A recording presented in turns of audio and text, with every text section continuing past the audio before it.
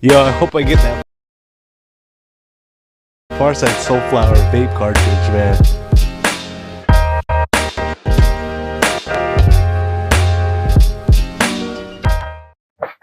Oh, you watching the Comedy Plug on Pharcyde TV. Bammy.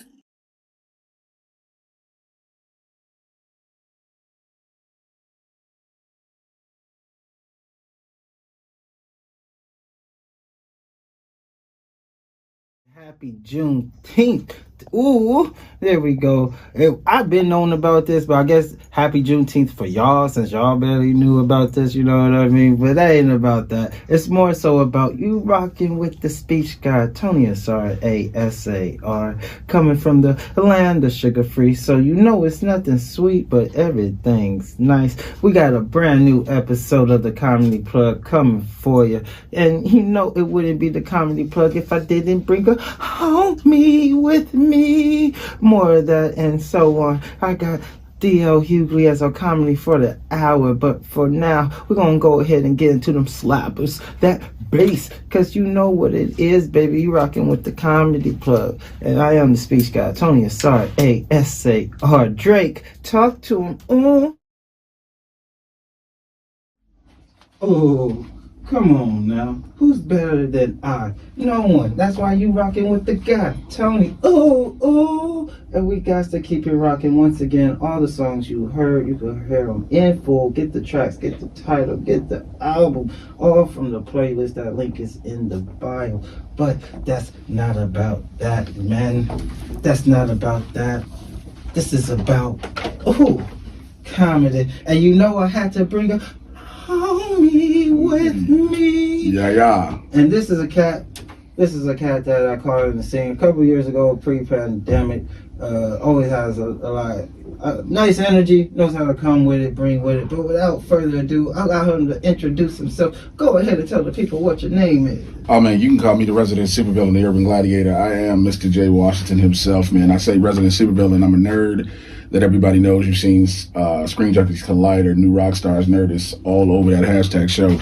And then some. And then the urban gladiator, pro wrestler for the past 22, 23 years, man. And, you know, doing all that on top of everything else. I'm a dude that does a whole lot, but just don't get paid a lot from all of it. You know what I mean? Yeah, you are a cat that does do a lot.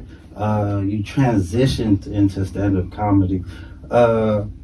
What made you transition to stand-up comedy? Because you have a different type of background. You're actually a wrestler. Yeah, I was a pro wrestler, started in 2000 back in Chicago, where I'm from. And the transition happened when I had a neck injury. And I used to work for a chiropractic company, and we got the free care and everything, and I got the x-rays. And I remember the chiropractor was a sister, and she hit me with the, come here for a second. You know, when somebody hit you with the fingers, it's about to tell you something real. And so she showed me the x-ray of my neck, and she was like, you see your neck? I was like, yeah, it's straight, it's good. She was like, it's not supposed to do that. Your neck is supposed to bend like a backwards C. She was like, whatever you're doing, you're going to have to stop, or your vertebrae will mess around and fuse, and then you have to have surgery. Like Kurt Angle? Yeah, exactly like Kurt. And so luckily it hadn't gotten that bad, but it was on track to having that happen. So I got some physical therapy lessons to, you know, get the curve back in my neck. But also, when Facebook got open to the public, where you didn't need to have a collegiate ID, I would just type funny stuff on that. Because I'm not thinking about nothing, just type of stuff. Yeah. And I remember a woman who used to have a production company back in Chicago. She was like, yo, you ever thought about doing stand-up? I was like, not really. I wouldn't know how to get into it. Like, I'd go see shows and things like that and never knew how to do it. And so her and I had a meeting, and she was like, yo, you going to go do this spot. It's like an open mic showcase. It's like, all right, bet. She was like, yeah, you just got to have 5 minutes. I was like, I got to write 5 minutes worth of jokes? Easy. Did it. First time I destroyed, which was probably the worst thing that could have happened to me. Oh, what was it at? It was at the Checkerboard Lounge, a historic check. I think they tore it down now. It's called Too Much Talent Tuesdays. The homie Michi Hall used to host it. My first set was great. And I remember B. Cole was there, Laurel was there, Sean Morgan, a bunch of other Chicago legends. The reason I said that was the worst thing that could happen, because I got cocky real quick. The next week I went back, I wrote a whole nother 5, and I bombed horribly. Like horribly as in how, like, no laughs? Or Bro, was there booze? let me tell you something. Chicago is so bad. Like, if you bomb, this is how you know you bombing. When people won't even give you any energy to boo, they won't talk, they just stare at you. Oh, yeah. Bro, they just look. Yeah, deer in the headlight. Like, You gonna still stay up here? You gonna keep talking? And bro, I had that happen for months because I was trying to. I still hadn't found my voice at the time. Yeah. You know, so I didn't figure out who I was fully on stage. I got cocky that first time. I was like, yo, I know how to do this because I was cracking jokes in wrestling promos. Yeah. I was just naturally cracking jokes as I naturally do. That part, a lot of wrestlers do have a type of comedic delivery. Right. Some of that stuff. So I felt I was good with that. So like I said, all of that transition, the injury and things made the transition to stand up. And so the thing that's made the longevity in stand up is the businesses. Wrestling and stand up parallel each other so much. How so? The politics, the shows, the trying to be the headliner, to be the star, to get more time on the show, to if you're the first if you bite taking a bullet, or curtain jerking as it's called in wrestling, everything's the same. Janky promoters. What? Curtain jerking. It's called curtain jerking when you go first. It's called curtain jerking in wrestling, and of course it's called taking a bullet with stand up. Yeah. And so I like curtain jerking. You know what I'm saying? And so all these but like even the janky promoters, different club managers, and all that stuff, everything parallels itself. So that's why I tell everybody I've been able to navigate this business easier without getting extremely frustrated because I've dealt with it before. Yeah. I dealt with it on another level. Yeah. You know what I mean? Yeah. Artists, a lot of artists out here, like a lot of comics, artists in general, because I know a lot of musicians and stuff, they do tend to get frustrated, but I feel like you said, it's the business, or just having an overall game plan for yourself and knowing your lane and knowing your surroundings of it all. But before we continue more, so what was that brief time period like when you're no longer able to do wrestling into before you found comedy? Like, I imagine that here's the thing, there wasn't a gap. Like, okay. I'm stubborn. I'm legit stubborn. I'm just gonna say it out the gate. I'm literally right now with a partially torn tricep tendon, but I'm not supposed to be working out, but I'll be in the gym probably later. You know what I mean? Yeah. I just know how to do around it. And so I just started, I would have wrestling matches that I wasn't doing much in the ring. I would be in tag team matches, so I didn't have to do much. I didn't have to take many bumps and things like that. I didn't have to be a part of much. So then stand-up, I was doing more stand-up at night, though. I was doing way more more open mics and everything. And then I got a chance to host an open mic back at Riddle's Comedy Club, which allowed me to develop material heavily. Mm-hmm. And I kept doing that until I got my first hosting weekend. Then I got my first feature weekend. Shouts out to Kevin Williams, who took me on the road with him. First time I ever did 25. I was like, yo, this is everything I've ever written at the time. Yeah. But it was still like, now I'm starting to get these opportunities with stand-up. Mm-hmm. Now I'm going to take this more seriously. Little bitty $20 here, $30 here, something like that. Okay, I'm making a little bit of money out of this. This wasn't the main thing to, as the main thing making the income, but it started allowing me to pull back from wrestling. It allowed me to pull back from it. Then stand-up allowed me to get my first agent, which I was like, yo, I gotta get headshots. I'll never forget, I had my ex, she took pictures of me in the park, bro. Yeah, I never... Hey, people would get out here get extorted for a headshot. Bro, I never paid those super duper. Dude, I see people out here paying $1,000. I see. Whoa. Sorry, Carmelita. But I've never seen 1,000. But yeah, I've seen upwards of like $300, $500, $600. I was like, I've seen 1,000 3 photos. And that's the thing, for 3 photos. 3 photos. Like, I understand the time it takes to edit and stuff like that. Yes, I understand that. But the fact that now you have so many people who have picked up a camera and done it, and I'm not saying it, people are gonna be like, well, what about the talented photographers? There are always gonna be those, but now the options are plentiful, and you might have someone who's a savant with the camera that all of a sudden the first time out, they got you looking phenomenal. Yeah. You know what I mean? Yeah. And so having all that, like I said, having the agent happen, and then the headshots, and then I booked my first commercial. And that changed the game for me, because I booked a commercial that shot in New York, and I booked it in Chicago. They flew me out, bro. They sent a car to my crib to pick me up, to take me to the airport on a Friday. Flew me to New York for a fitting. Nice. Made sure I got fed, put me back in a car, back on a plane, back to Chicago. It was a whole weekend. Monday morning, another car comes to pick me up, take me back to the airport. I'm at my hotel at the Ace Hotel in Manhattan for the day. I get my per diem. I never had a per diem in my life. I get that. The next day we shoot the commercial. All of a sudden, they bring me back. I was like, what? This is real life? Yeah. Okay, this is possible now. Because I was doing auditions and stuff, and I would get a few callbacks every now and then. Yeah. But when I booked something like that, that changed the game for me. Because it was like, okay, I'm a paid professional actor now. And then when I saw how much I brought in off that commercial, I was like, okay, I can keep doing this. And so I did a couple other commercials, a couple small projects, and that's what led me to end up booking Chirac and then booking Imperfections, 2 movies I did. I booked them both at the same time. Wow. So like when I got done filming Chirac, I had one day, I was on set of Chirac one day, the next day I had to jump on set of Imperfections. Luckily both of them were shooting in Chicago. So I was shooting 2 movies in Chicago at the same time. What is it like to work alongside Spike Lee for Chirac though? Dude, that is, to this day, out of all the things I've done in my career, and I've been blessed, I'm immensely blessed in my career. That was one of the greatest things for me because I've been a fan of Spike Lee since I was a kid. Yeah, well, yeah. I've been a fan since I remember watching Do the Right Thing. I remember watching School Days, all of them when I was a shorty. Saw Malcolm X in theaters. Malcolm X, I saw it in theaters, bro.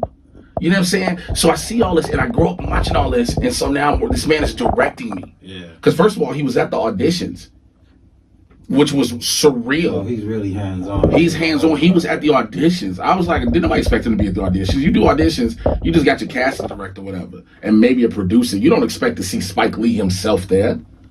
So then that happens, and then I find out, I always say shout out to Oscar award-winning costume designer Ruth E. Carter. Ruth was putting my wardrobe together, and I remember she was like, yo, he gonna look good with Wes with this. And I was like, Wes, who? Because I knew I saw the wall of the pictures of all the talent involved in the movie. Yeah. And I saw Wesley Snipes on the wall. Yeah. So I was just like, Wes, who? She was like, you don't know what you're doing, do you? I said, I got no clue. I said, I'm just happy to be here. Yeah. She was like, you Wesley Snipes' right-hand man. I was like, all right, man, cool. In the back of my head, bro, I was losing it. I was like, what? Yeah. I'm about to be with Blade? I'm about to be with Nino Brown? Like, again, been a fan of Wesley since I was a kid. Yeah, Wildcats. You know what I'm saying? Major League, let's go. You know what I'm saying? Yeah. All these different things. I'm a fan of this man. And so now I'm working with him. And that's just, the level of talent that was in Chirac. I tell everybody, people can say what they want about the film. Well, go ahead and finish that. They can say what they want about the film, but if it's not for that film, a lot of the doors that have opened to me don't happen. A lot of the connections I have that I've garnered and I've developed don't happen. Yeah. Because I worked with so much A-list talent in that movie. Yeah, that was a lit movie, man. Like, that's why I didn't understand what people had a problem with. I remember one issue saying that he was trying to capitalize on the murders, and I was like, Spike? People just wanted to say that, and I still to this day am like, wait, you saying Spike Lee trying to capitalize on the murders, but we all good with all the drill rappers? Like, yeah, that also dived into another point. That's been my problem with this woke movement. Bro. It's like, it's starting to cannibalize itself much like the LA comedy scene. Let me tell you something about the woke. First of all, the term woke has been gentrified. Let's just keep it a buck. It got straight, because for those who don't know, the term woke was about black people who had a higher level of consciousness back in the 70s and 80s. Oh, yeah. You understand. You get it. I get it. But all of a sudden, again, the Mayo Sapiens decided to take the word and gentrify it and apply it to themselves now. Now the term woke has become a bad thing. It's only bad because of how it's being practiced and how it's being used. Yes. People took a lot of social justiceism. That's what I've been calling it. Everybody's trying to get repentance from what? But that's why woke sounds bad, because everything's woke. I don't know, like recently with Lizzo, they was tripping off because she said spaz. I say spazzed out. First of all, people with spastic colons could have. And there was some TikTokers, and people like, well, I'm glad she took, I'm glad she took responsibility and ownership. Like, yo, y'all got to stop doing that, because look, there are things in this world worth being offended over.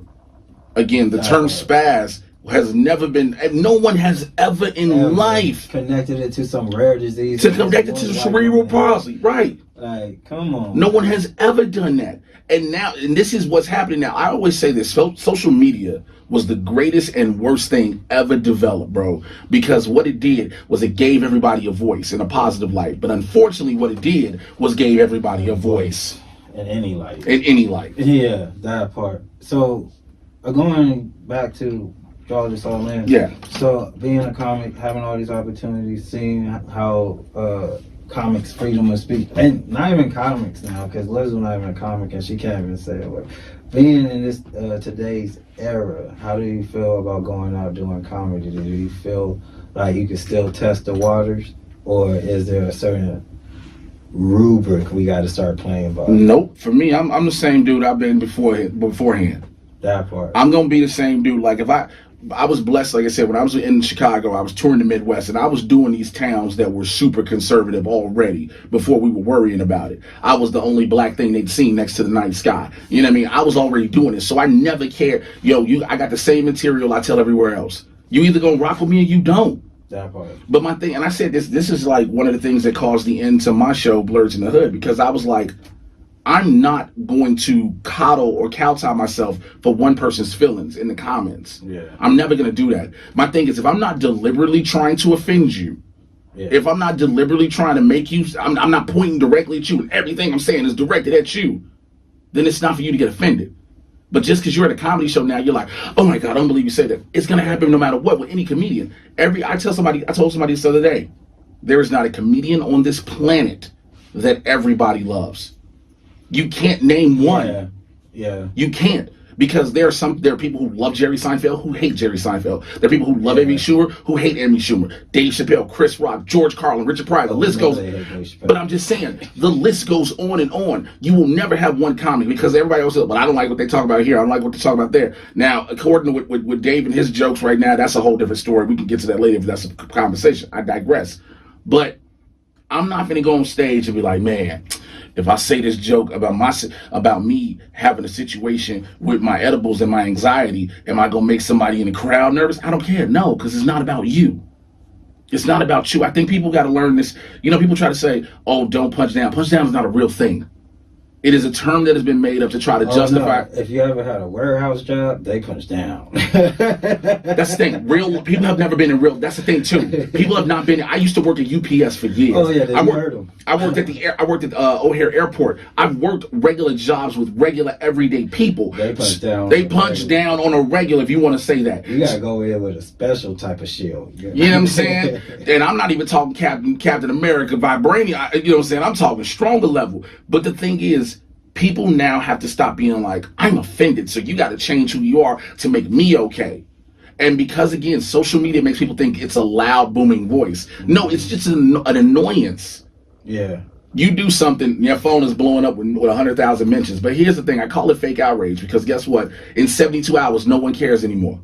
Unless something repeats on that. Less than that. Less than that. Yeah, in many cases, less than that. Unless something repeats and it builds on that. Ain't nobody gonna care about what happened with Lizzo and her saying the word spaz next week. No, I saw a video of a guy getting hit by a car and I totally forgot about it until right now. That's how. You know what I'm saying?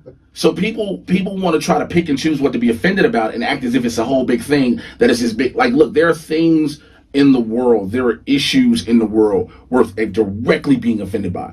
There are things that affect the black community, the LGBTQ community, the Asian community. That's another way to say black community to me.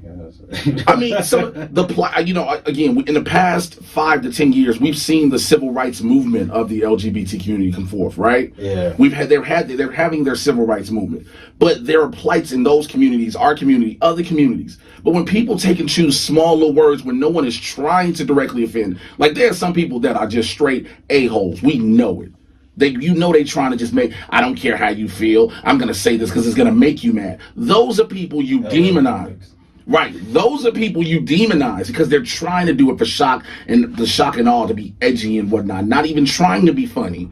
Yeah. You got so many comics now, bro, that'll go on Facebook. I'm going to see if I can say something to get canceled. You do realize in order to be canceled, you have to be somebody that people care about. That part. And it's got to be so strong it was really effective. But more on that when we come back. We're going to go ahead and kick into the comedy portion. Happy Juneteenth to the people. You know I have to bring the best of them. DL Hughley. Ooh, ooh. Oh, come on now, baby. Come on now. You know you rocking with me. Your boy Tony. And you rocking over here with the speech guy over at the Comedy Plug. But enough about that. We gotta kick it back to the homie with me. And my So melodic. So melodic. The harmony. Is it melodic? Melodic. You know what I mean. No, I had the second guess. I thought I know what you meant. No, I feel it. No, so being a wrestler, man, and I don't know if you heard, but the main man himself of the grandest wrestling federation, well, we're supposed to say entertainment now, but grandest wrestling federation is in trouble. Vince McMahon. When isn't he in trouble, though? Hey, honestly, you know what's funny is, you ever remember hearing about things pre-internet before having to Google it? Yep. That's why I believe these allegations are true. Not just the allegations, they already got them. So for those who don't know, go ahead and kick it a bit. Vince McMahon, head and pretty much the brilliant mind behind WWE. I will say brilliant because the man almost created a football league, bro. Mm-hmm. I ain't seen no one else get anywhere close to creating it. I mean, he did create it, and now The Rock owns it. Yeah, that part. Reparations. But apparently... Hilarious. Apparently, Vince McMahon had to pay $3 million to a former worker of his who signed an NDA, which I'm still questioning how was she able to get this information out if she signed an NDA. But apparently, for... sexual relationship the two had, as well as some unwanted touches and advances. And then once that news came out, investigation was launched on him back in April, and they found out that he has a 30-year history of raping women throughout the WWF, WWE league, as well as intimidation practices on male wrestlers and things like that. Now, I don't know how close you were to the situation, you know, because you was in ECW? Nah, I wasn't in none of the. I was an indie wrestler, but I'm still an indie wrestler. I still wrestle to this day. I'm gonna finally hang up the boots next year. But I got a lot of friends that are currently in the WWE and friends that have been in the WWE. So let me tell you something. Vince McMahon having affairs with people is an open secret. Yeah, he used to. I remember kissing on. He had a lot of girlfriends. Vince is like WWF storyline. Right, because he was able to parlay those little backstage trysts into storylines, right? So it didn't look, because what it did was it didn't look weird in the public eye anymore. It's just like, oh, that's Vince's character kissing on such and such wrestler. Yeah. You know, the thing is, Vince has always done that. Because in the public eye, because the WWE is a publicly traded company with stockholders, the McMahon family is the brand behind it that keeps the nucleus together. Yeah. Talent comes and goes. They're like the Waltons. Right. Talent comes and goes. But when you say you have the family, that's one thing that keeps everything together, right? So the perception of the McMahon family, Vince, Linda, Shane, Stephanie, now you add Triple H. Yeah. That's a good look. So any type of separation out of that, any type of infidelity looks bad to the stockholders, right? And the board. Well, Vince and Linda have been separated. They live together, but they don't live together. Yeah. They've been separated for God knows how long. When it was WWF. Yeah. So like it's open secret. Now, Vince using his power to manipulate female talent has always been a thing, unfortunately. Because of the company, so many people want to work there. And it's a Harvey Weinstein situation in wrestling. Yes. It's literally what it is. And when it comes to male manipulation, look, we can go further than Vince McMahon. The late Pat Patterson was known to have, sexually harassed a lot of guys. Yeah. Yeah, there was an incident where one of them killed themselves. Mm-hmm. Yeah. And so all these things have been coming out. It's like, a lot of old talent has said this is karma for Vince's decades of getting away with stuff. But the thing is, what's the worst that can... See, Vince is smart.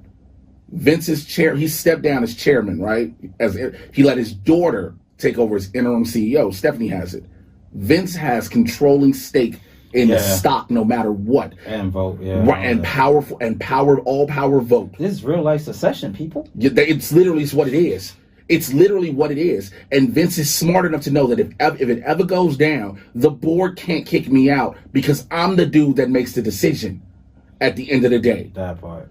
So, yeah, the investigation can happen, and the WWE is going to put out this public statement. We're going to cooperate completely, blah, blah, blah. The one thing that's probably going to happen, yes, John Laurinaitis is going to get fired, for sure. He's going to be the fall guy. It's not just a fall guy. They actually have records of him being accomplice and. Oh yeah, that's what I'm saying. That's why I'm calling him. He's getting his just due. He's getting but that's what. But he's gonna take the brunt of everything. Yeah. That's when I say the fall guy. He's gonna take the brunt of everything. Then you got Kevin Dunn, who just got popped off by the SEC for like stocks and securities trade. Like, it's a lot of stuff. And Kevin Dunn is a dude that has rubbed a lot of talent the wrong way, because the only reason Kevin Dunn has a job was decades ago, back when they were taping WWE Superstars and stuff, and they were taping episodes. The truck that all the tapes were in was caught on fire. Kevin Dunn ran in to save the tapes. And because of that, Vince told him he would always have a job. Wow. So Kevin Dunn is in the midst of this. So you got Kevin Dunn, Vince McMahon, John Laurinaitis. Then you have Mark Caruso, who's the head of talent relations. A lot of people do not like, because Caruso sent Mickie James's gear to her in a garbage bag in a box. You've got Nick Khan, who's now I think he's the CFO. He's the financial guy behind everything. A lot of the upper tier people in the WWE are not good people. Yeah, and I think you will find that in any corporation. Mm-hmm. That's why they kind of need some government regulations, but government gets a little crazy. But if you find that in any top tier public corporation, you'll find that it's got a lot of totalitarian. That really sounds disturbing on the microphone and in my ears. Just want you to know that. Totalitarian. That's what it is. Totalitarian. Yeah. You knew the word we was trying to get at. No, that's what I was waiting for. Shout out to the producers in the room. Yeah. Always, every great show got a great producer behind it. Yes, indeed. But you'll find that every business has a sort of authoritative state like that too, where if the guy that's been in power for a little too long, there's going to be some. Well, not even just being in power that long. It's the level of power in which he has. Vince McMahon took a small company, a small territorial wrestling company, and turned it into this multi-billion-dollar global conglomerate. Yeah, and crushed all the comp. Now, yes, you have a All Elite Wrestling. You have Impact that's there. You have a New Japan. That's all. Japan's wrestling scene is always going to be what it is. It'll never get overtaken by the WWE. But all in all, people will always gravitate to the WWE over any wrestling company, first and foremost. The casual fan is going to be like, oh, I know about the WWE and WWF back in the day. Yeah. And so, but Vince's legacy of who he is and what he is and how he is known. Now, as we were talking about this and recording this, he appeared on SmackDown last night.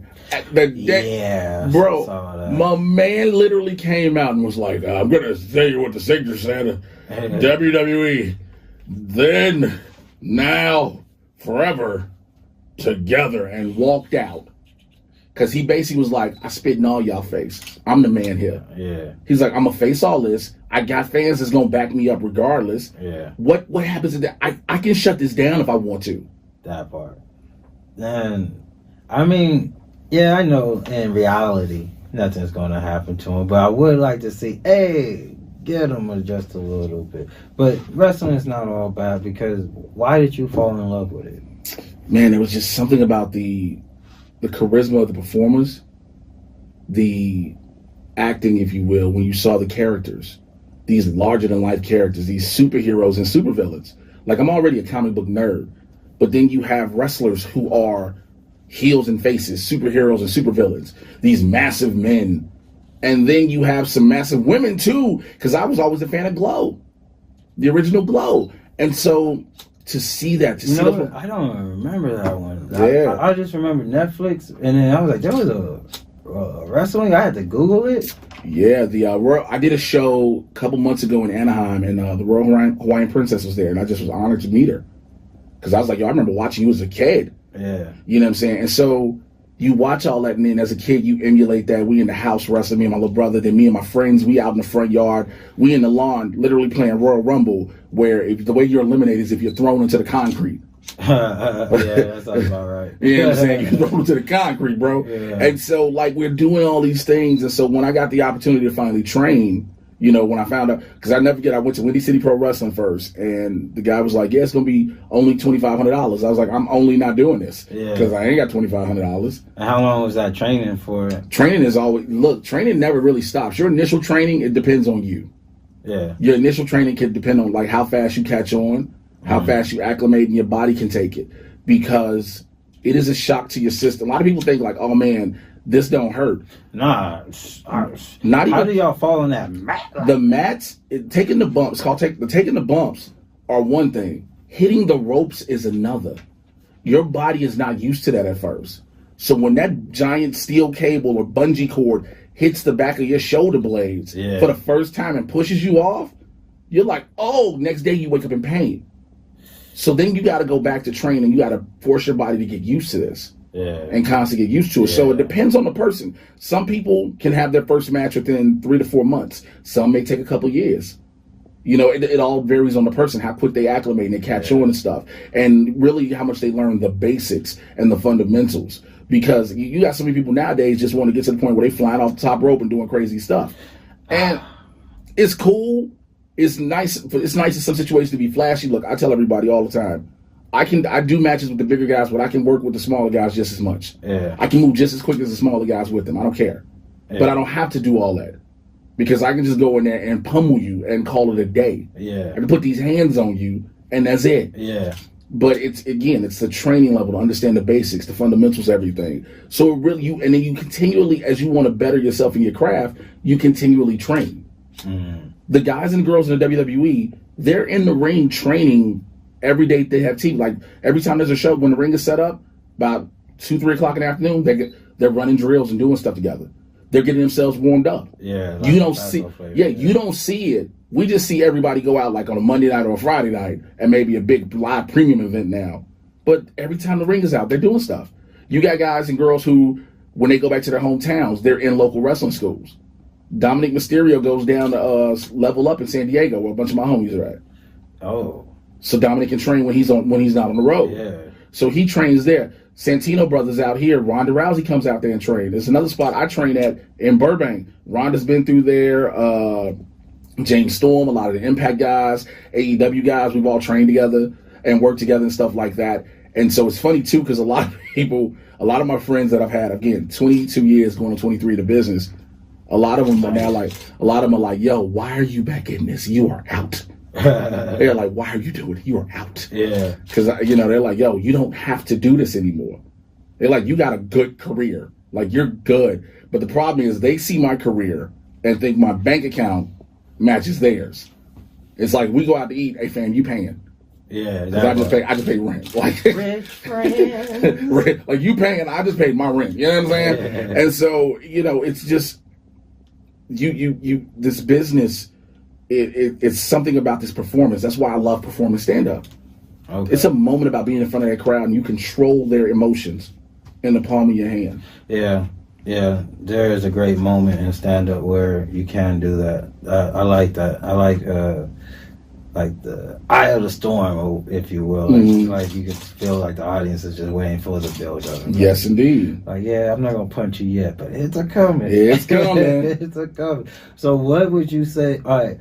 No, you know what? First of all, what would you say is the best wrestling move? And then what is your wrestling move as far as finish? You talking about best wrestling finish?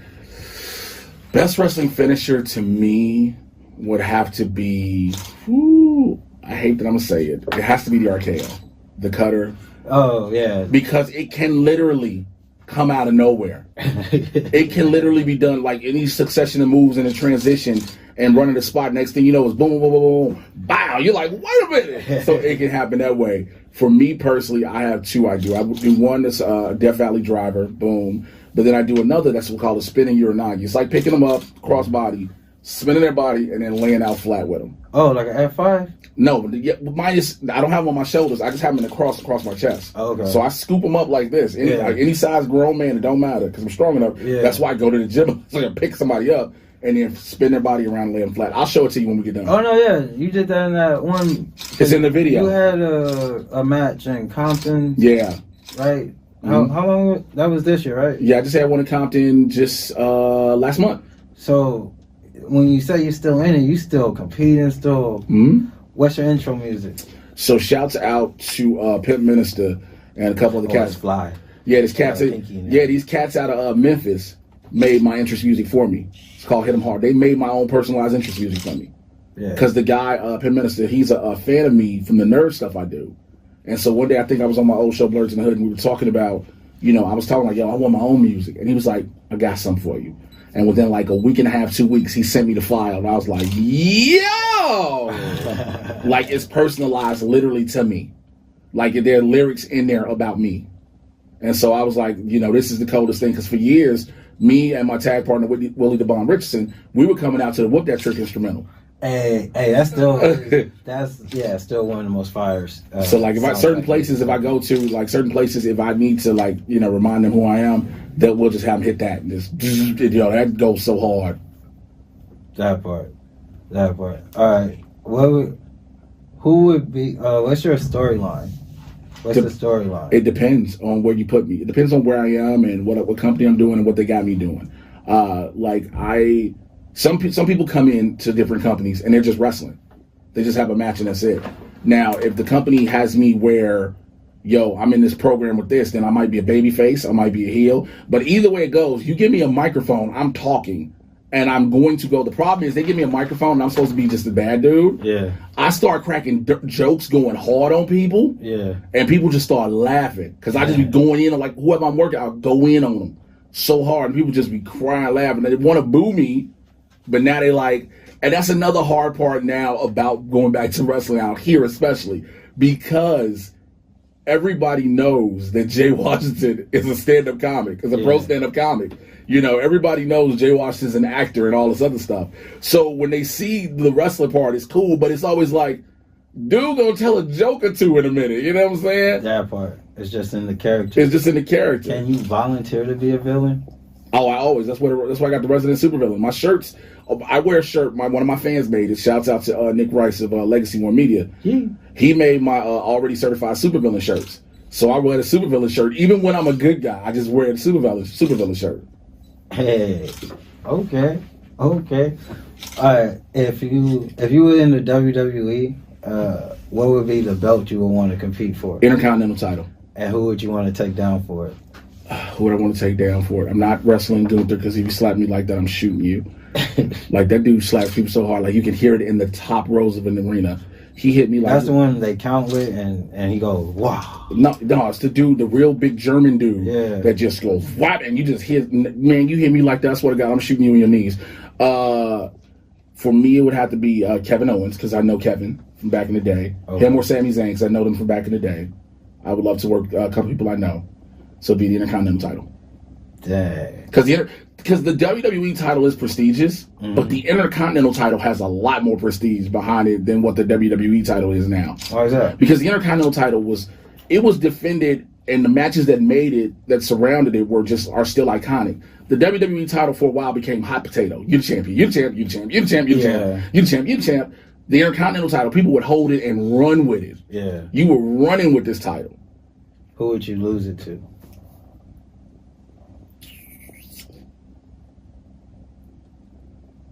Big E, the homie Big E, from the New Day. No, I'm old. So New Day had three dudes: Kofi Kingston, Xavier Woods, and Big E. Kofi's former WWE champion. Oh, Kofi's the one that with the dreads. Yeah, that jumps in the high fly. Mm-hmm. Oh, okay. And Xavier's his homie.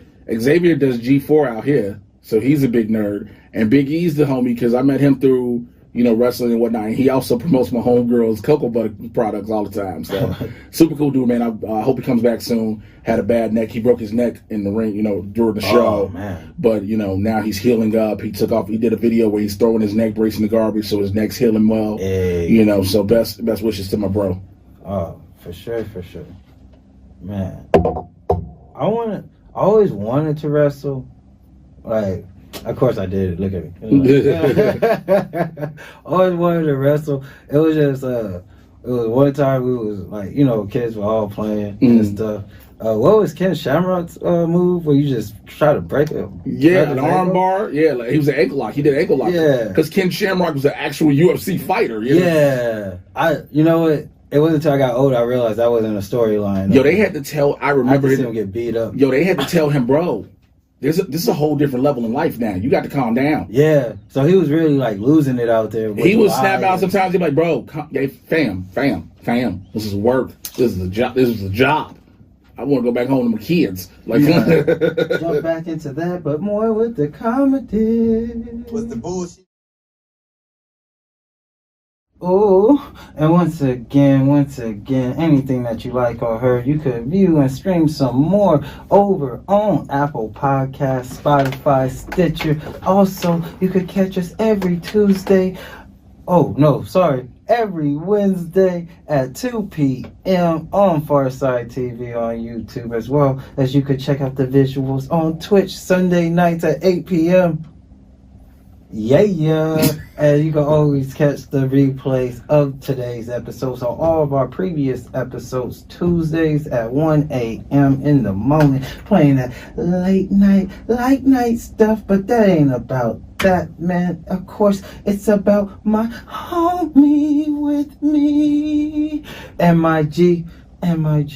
You said, currently, you guys are having a nice little cool conversation. You got blessed with a new opportunity. Yeah, man. It's still surreal to even just say it. I'm one of the recurring cast members in the upcoming Showtime series American Gigolo, and which was spearheaded by Richard Gere. Yeah, it was Richard Gere, and the movie now. So that was the movie back in the '80s, and now John Barenthal, who played the Punisher, who played Shane in The Walking Dead, and does so much more. That's so good. Yeah, he takes over Richard Gere's character after Richard Gere's character gets out of jail. Yeah. And so it's him about him trying to get his life back on track and everything, and just being a part of that, like just to say, dog, I'm on a TV show. And real quick, I feel you to drop more. So people who haven't seen American Gigolo, it's a movie about a Mel John, or a prostitute, if you will, and he's infamously set up, if you will, by the black pimp, because one of the boys got a little too handsy with a client and ended up killing a governor? Yeah, somebody high profile. Ended up killing a high profile, so that character goes to jail at the end, and that's where we're picking up from. He gets out of jail, yeah. Damn. And so, what was that experience like working on there? Dude, so like day one, because I filmed my first episode back in February, and the crazy part was when I auditioned for it, it was just for a quick little thing, I guess it was a little day player thing. I was like, all right, I get a role on the show, whatever, cool.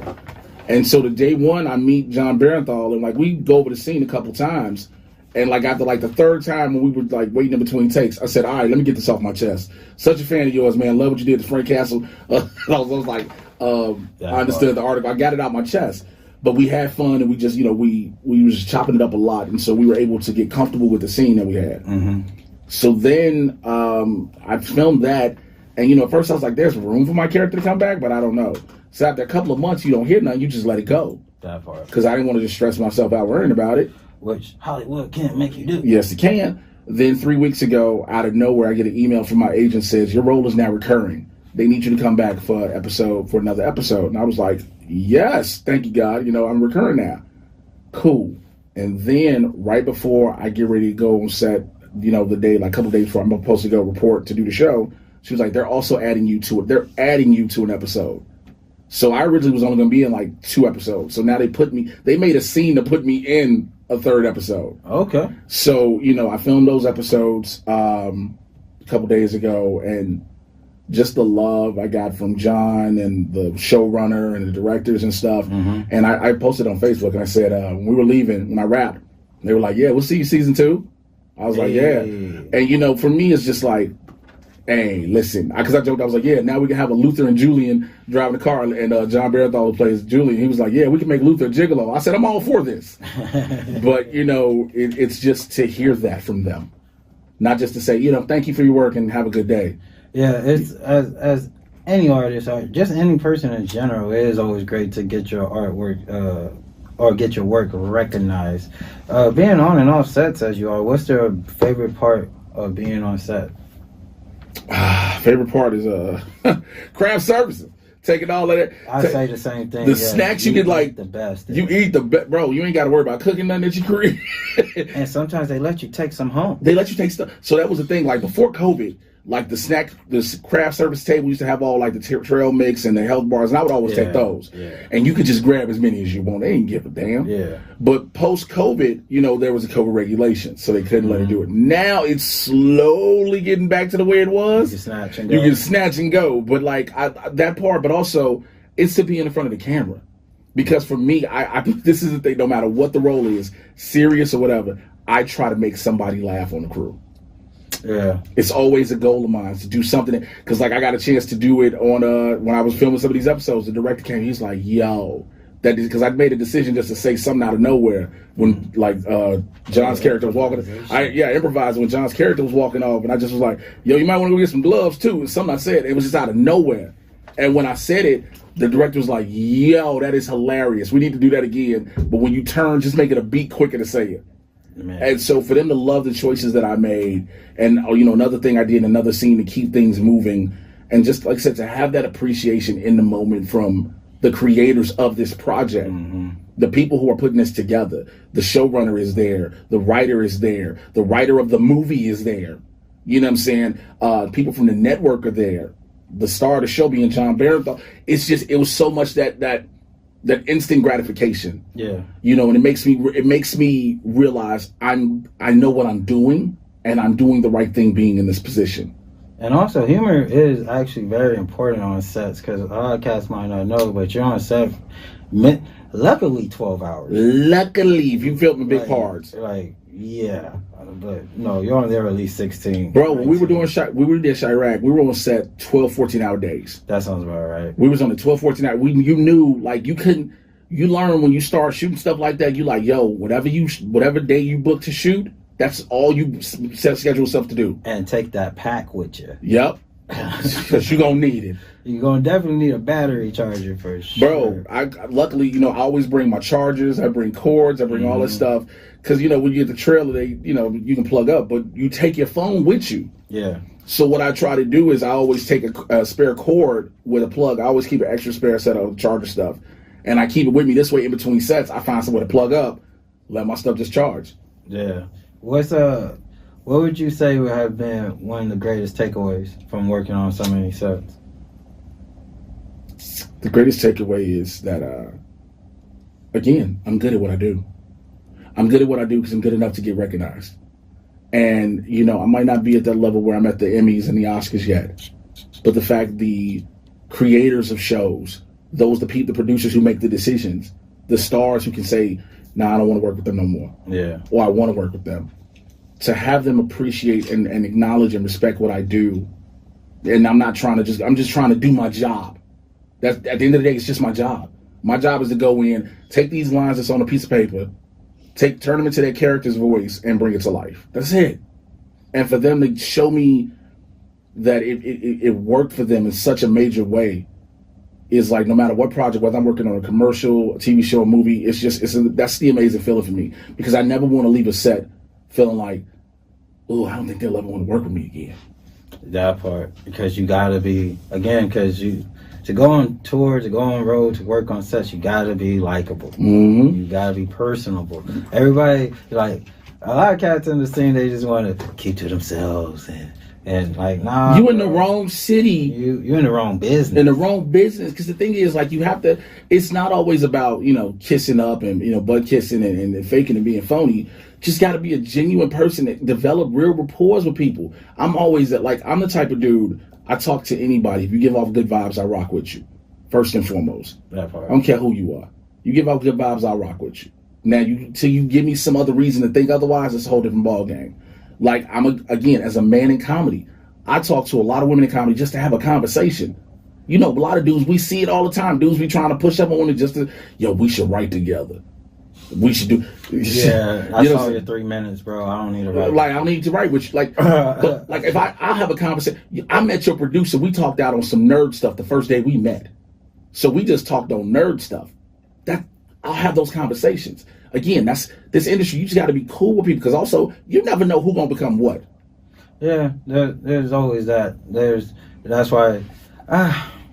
That rule right there is the rule about yeah. Because then like you get in trouble when you tell people stuff, and then like I don't know. I step on my foot a lot.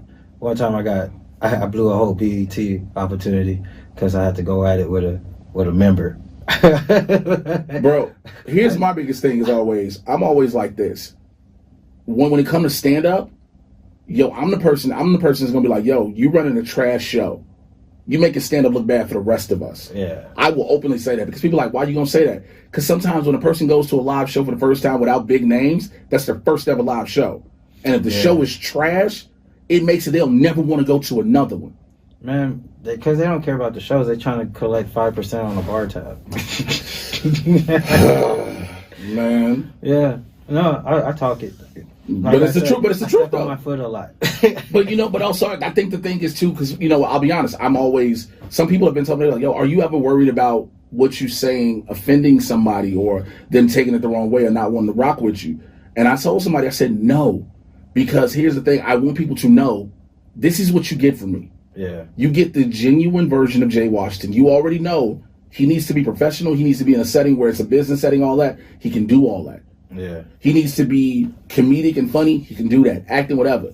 But also, he's going to speak his mind. He's going to make sure he makes it clear what he's saying. So it's always also concise, and it can never be misconstrued. Have you ever have someone try to Will Smith you?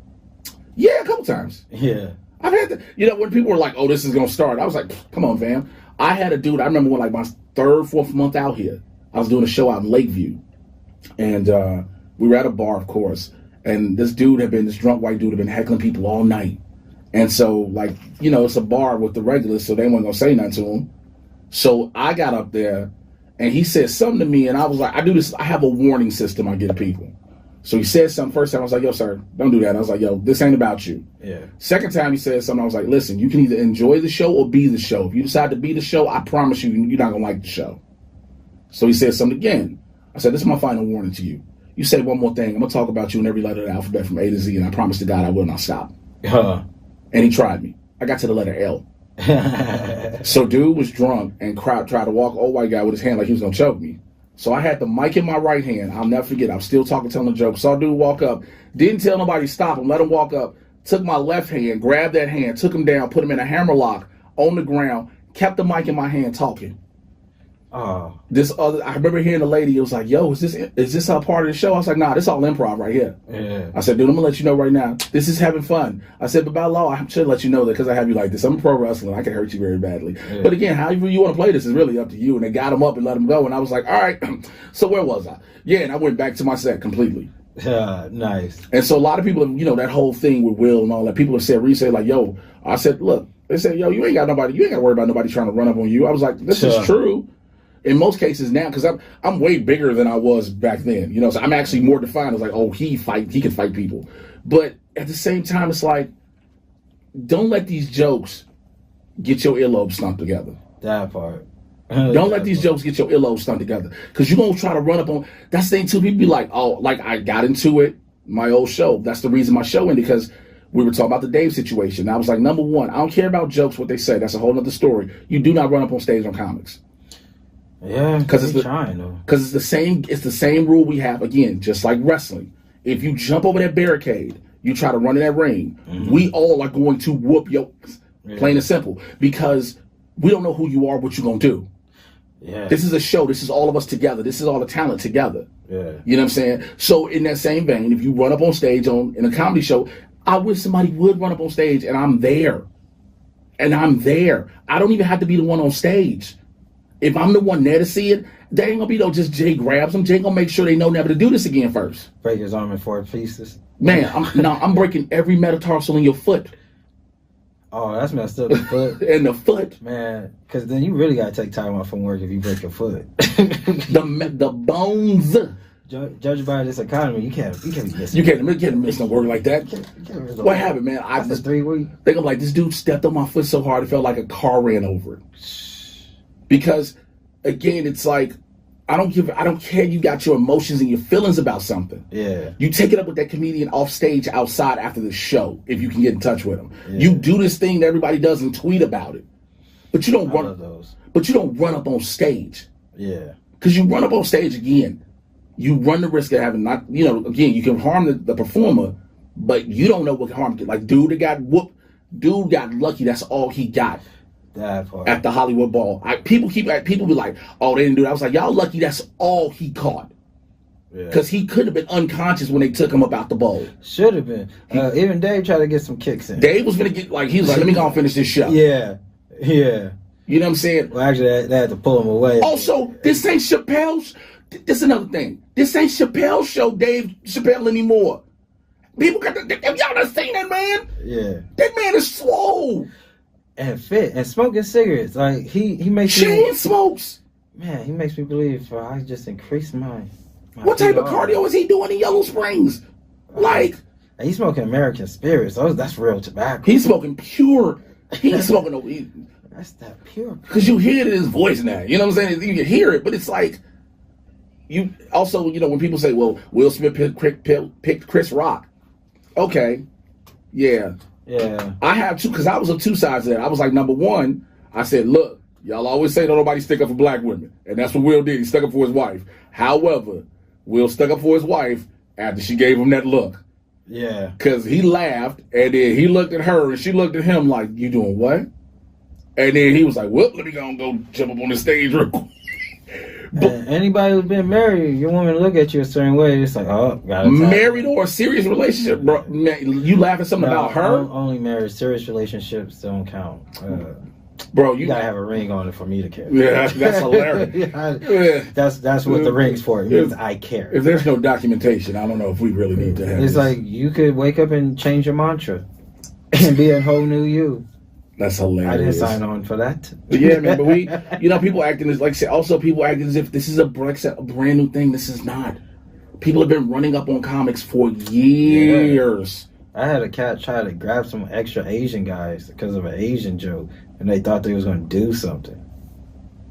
And this was like 3 years ago. That was amazing. But no, people, it has been like for years like that, man. Like I had another dude. It's just me. Who cares about me? Anyway, like yeah, people, because I always get threatened because I'm a small guy. Well, I think I'm a small guy. I don't know. That's wild, but that's how I always feel in life. Like because I'm not like bulked out. Yeah. But it's like nigga, I'm still 220. Oh, sorry, Carmelita. I like the fact that, all right, let's take the time on that note. All right, there's another one right there. Because, Tony says, at what time is it? Approximately 3:33. No, you wouldn't believe I get emails because, you know what's funny? We tell all the guests don't cuss, but it's always me. Every episode, of course I violate. Let me tell you something. It's always going to be that way, though. I'm going to be fine soon. Are you all FCC regulated? Yeah. Oh, yeah, you gonna catch the word, bro. You gonna catch the words to get the fines, fam. You finna catch, oh, Jesus, you just... And they just talked to me about this a couple weeks ago. So, hey. Well, y'all, I'm happy to be the final guest on Tony's show. Cause thank you. This was a pleasure. I wish we had balloons. But, pop a bottle of champagne. It's been amazing. It was the best 9 months ever. No, but you're also a comic guy. You're a fan of I'm assuming the Marvel genre. You seem to do a lot of reviews. Marvel and DC. I do both Marvel and DC, but I'm more of a Marvel guy. It's no secret. I have my own podcast that I got to bring back called the Mad Titan Podcast. I'm a Thanos fan. Okay. And so, I love it, man. I've been dude, I grew up on the South Side. I used to not be able to go outside because of how violent it was in the 90s growing up. So I got introduced to comic books to keep myself occupied. And so having that was the thing, was my outlet. And so I just started getting into everything. And then I had people introduce me to, I remember when I got introduced to Black Panther and introduced to Power Man and Iron Fist and all those different things. So having all that in my life is great. And now the fact that it's crazy because what I was teased for as a shorty, what I was looking, cause I was the nerd in the neighborhood where everybody was stuck in these streets. But I was the nerd in the neighborhood with comic books drawing on the porch, right? Yeah. Now, I get paid off my nerddom. Yeah. My nerddom pays my bills, bro. I tell people all day, like, yeah, bet you mad you was talking about me back then, wasn't you? Bet you wish you. Because like now, and the crazy part is too, I've been, again, blessings upon blessings upon blessings. I am grateful to God immensely through him, all things are possible in my life. I started working on a lot of these different nerd networks, and a lot of my homies from the block would hit me up like, yo, I saw you on Collider. And I was like, yo, what are you doing watching Collider? Like, you got a murder under your name. And I know, like you are killers. Like, I didn't know they watch stuff like that. And it's like, yo, no, I like watching this all the time. And I was like, but y'all talked all about what I did. Okay, you know what? I'm good. High key, low key. I knew everybody was fronting because we all played Dragon Ball. I was just finna say We all played Dragon Ball Z. Yep. Oh well, yeah. Dragon Ball Z, yeah. That was monumental. That was the most monumental. Because it came on regular TV. Because it came on regular TV. Yeah, and that was a legit thing. I told my kid this. It was like, because when he saw Goku first turn Super Saiyan, he thought it was amazing. I was like, man, I had to run home for that. You can sit there and just download it. You download it. I had to get off school, run straight home. Out of breath, grab my Hot Pocket, grab my little Capri Sun. Find the remote. Because it's nowhere in sight. It's under the couch, but I don't know that yet. Yeah, I'm looking in the cushions. There's nowhere in the cushions. I know it should be in the cushions. Because it was sitting on top. And watch it, but like honestly, I guess blerdism or whatever it is, I always thought that was a thing. I mean, I never knew it was a culture, but I was like, because I'm from Pomona, so like, it was what it was. But also, I know when I went over to certain cats' houses, they'll have little posters from like Walmart and stuff, and he's like, "Yo, you watch Yu Yu Hakusho?" And they're like, "Yeah," and then you get to talking, ripping, and stuff like that. And I think that's what's great about the now is like, yeah, you're right, it is mainstream, but it just, at least for me, it further confirms suspicions that man, people were on this, like. Dude, I remember when again, one of the things I first did when I moved out here, it was a thing for BuzzFeed talking about black nerds. And we were talking about black nerddom and stuff like that. And I remember in the comments, she was like, why is there all of a sudden a thing called blerds? Why it just can't be nerds? And it's like, yo, stop. Yeah. Because I was like, I told somebody, I said, let me tell you something. Until recently, if a black person wanted to be a non-black character, whatever character they decided to cosplay as was black blank. If you were Black Thor, you were Black Hulk, Black Captain America. I was always making up my own characters. But you get what I'm saying? It wasn't just, yo, who are you? I'm Thor. But you ain't black. So what? I'm still Thor. Yeah. Now I'm just Thor. Back then you were Black Thor. You know what I'm saying? You were Black Ant-Man. You were Garrett Morris on Saturday Night Live. You know what I'm saying? Black Lightning. There wasn't an original Lightning. It was just right. But he was Black Lightning from jump. You know what I'm saying? He was Black Lightning from jump. And so... But you were able, back in the day, that's what it was with blerdom. Now, blerds is still a term, it's a cool little term, black nerds, whatever. But in all, it encompasses everything. Like there are different sects now, black nerddom, that I get to see on the internet with like a whole bunch of crews of black nerds from different places and stuff like that. And it's funny to me because I'm considered have made it in the nerddom world to break through because I get to do certain things. And I'm like, yo, I'm just y'all out here just talking about what I love. That part. I'm just talking about what I love. Like, I met some nerds from Salt Lake City, black nerds from all these different cities. And they're like, yo, if you want to pop on and check our thing? I'm like, yo, let me know what y'all want me to do. I'll come on. I don't care. I don't, if I tell everybody, I'm an H-list celebrity. I'm all the way down there in the nerd world. But I love it, man. We, watch black culture the way it's evolved, and us. And here's my thing. Blerd culture has evolved, but my problem with blerd and other intersectional words is it just further divides black people. You know what I mean? Well, but see, I think the reason blerd started, though, it wasn't meant to divide black people. You got to remember, blerd started because of how we were ostracized in the nerd world. The nerd community is by far one of the most racist communities I have ever met in my life. Well, man, this America, every community is. Very true. Very true. But the reason I bring it up with nerddom is we're talking about, first of all, fiction, right? We're talking fiction. We're talking sci-fi. We talk Star Wars, a space soap opera, a space western soap opera about alien races and cultures. And people get racist about that. Yeah. You get what I'm saying? You have characters who are drawn, not even based on real humans, and people get upset about that. And so it's always been this thing. And so then when, it was always this gatekeeping of, you can't be a part of it. So that's where the term blerd started. Now, again, there's some people like, yo, I'm just a nerd. Yeah, I get it. You know what I'm saying? I understand what people, and I get to understand exactly where you're coming from. I 100% understand. Because I can't tell you how to even explain it. No, but I can. No, the reason I say that because I can't tell you the amount of times I've had that conversation. But I feel you will pop back to. We're gonna keep it going with the music coming from the pod, baby. Yara with missiles.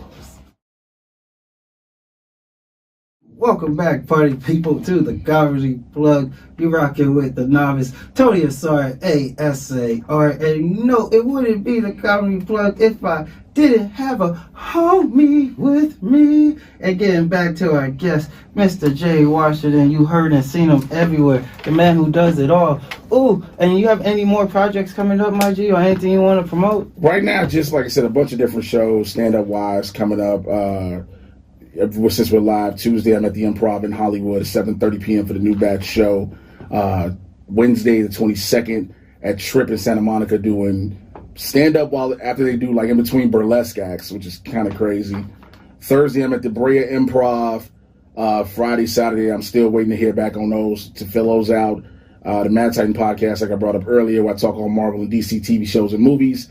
That's coming back. That's everywhere you can find podcasts. And pretty much, again, a couple things in the works.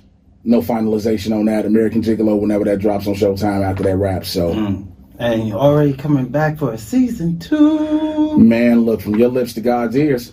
Hopefully. Ooh, and you say Marvel and DC. If you could be a superhero in one of those universes, which one would it be? Why'd you give me the hero? Oh, okay. No, because it's hard. Super villain. Nah, because the hero is always different. Because it's always those tragic stories that they're trying to overcome, and most time the villains have a good point. You know what I'm saying? Yeah. Villains have a point. They do. So if I could be a villain in any one, DC's villains have been real comical to an extent. You know what I'm saying? They're the ones that have been cerebral. They've already done a million times over. Yeah. The Luthers, the Jokers, the Riddlers, things like that. Even the Dark Side, they've done. For me, I would like to give Barracuda a fair shot out of Marvel. Oh, who's Barracuda? Barracuda's another crime lord. He's got a lot of strength though, but he's a big crime lord, and so he has a lot of play in Harlem and Hell's Kitchen. Oh. So, it seemed like you can go those ways when they did Cottonmouth and, all them different people in Luke Cage. And there are always these small characters. Because now it's hard to even pick one. Yeah, it seems like they opened up every single character in history. Dude, you say, somebody's like, pick a hero or villain. You like, how much time you give me to guess? Because, like, I got to go through all the, when you think all the shows and movies and everything they've done, it's like, who's left? Yeah. Like, Barracuda's been one on the table for me for a minute. So, that's who I got to go with villain-wise. Oh, I like that. And what would be your evil plot? Again, Barracuda's more of a street-level villain. He's trying to just take over, take over the neighborhoods, but actually, take over all the drug lords and all the crime bosses and just be the dude who runs the whole city or the whole front, if you will, the Eastern Front or the Western Front, or I'm that guy. Because you always have one of those. I'm the guy on the East Coast. I'm the guy on the whole West Coast. I'm the guy in the Midwest. One of those guys. Just trying to make that plot come together. Okay. And someone who's so veteran and seasoned, do you got any advice? I like how you do it. Yeah, I love it. Do it. Yeah. You got any advice for someone who's a novice in this game? As far as stand-up? Be careful with who tries to give you opportunities. Oh, I like that one. Be careful with who try to give you opportunities. Yeah, because it's LA. Yeah. People always act. Bad story about that. People always acting like you got to do bringer shows out here. You ain't got to do bringer shows. Never. And you don't got to pay $5 for money. You get what I'm saying? You really don't. You don't have to. You don't have to do. People are like, oh, you got to do. No, you don't. No, you don't. People are like, oh, I got to do these bringer shows. No, here's the thing. You just trying to rush and get on stage and do a show. Yeah. Here's the problem. If you're not ready to do a show, you just not ready. And it is a readiness that I feel like a lot of cats jump forward to. Like Some people should go to the G League. You know what I mean? Yeah, the developmental league. And kick it. but the problem is, so many people be like, "Yo, I think I'm done with open mics," and it's like you don't get to say technically when you're done. Yeah. You know what I'm saying? It's when people start reaching out to you like, "Yo, you want to do this show?" and it's a real show. That's when you kind of know, like, all right, I'm elevated. I can still go to open mics and work. Yeah. But I ain't gotta just be solely in these mics. Yeah, and I think. Cause a lot of cats that come to the city, they from the outskirts. So I think they come in and think that's the scene. Like this is what I gotta do. And I was like, nah, my G. Actually, you could leave LA. There's a lot of places that pay for comedy out there outside of this city. But you got so many people be like, yo, this is all I know out here is just to do bringers. You know, oh yeah. I wish somebody would have told me. And then people be trying to tell them and like, yo. Stop letting people exploit you. Yeah. You got promoters charging $20, $30 at the door for you getting exposure. That's the first thing I ask. Are you charging? Are you paying? Like I remember there was a whole outrage going on through the city. Like everyone needs to get paid and whatnot. It was like, well, one, you gotta ask for that, and two, no, not everyone needs to get paid. Like, yeah, not everyone needs to get paid, man.